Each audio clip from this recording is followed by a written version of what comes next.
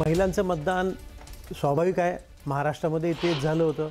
त्यावेळीसुद्धा मी इथंच होतो। आपण विश्लेषण करत असताना मी म्हणालो होतो की मुस्लिम महिलांनी सुद्धा लाडकी बहीण या योजनेचा फायदा घेऊन भाजपला मतदान केलं आहे। तेव्हा माझ्यासोबतचे काही सहकारी होते, त्यांनी ते अमान्य केलं होतं की नाही नाही मुस्लिम मतदान करत नाहीत, अशाचं काहीतरी विश्लेषण करत होते। ते योग्य नव्हतं। मी पुन्हा पुन्हा ते सांगतो की व्यावहारिक पातळीवर विचार करतोय मतदार। व्यावहारिक पातळीवर तुम्ही जेव्हा येता तेव्हा महिलांचा विचार करतात।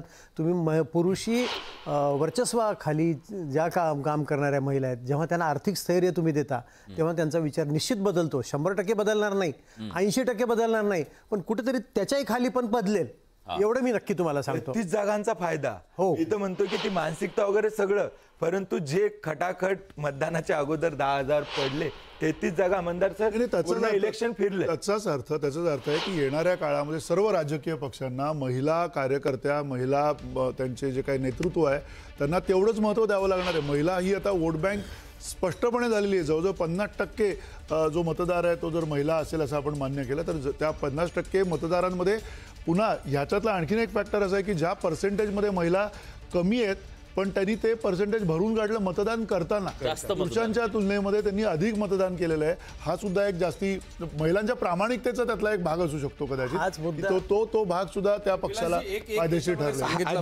बिहारचं जे जंगल धोका, तुमच्यासाठी धोका काय आहे? उद्या महाराष्ट्रातल्या बहिणी म्हणतील की बिहार मधल्या बहिणींना 10,000 आम्हाला 1,500। मला पुन्हा प्रामाणिकपणे 21चं आश्वासन बाकी आहे ना, बाकी आहे अजून।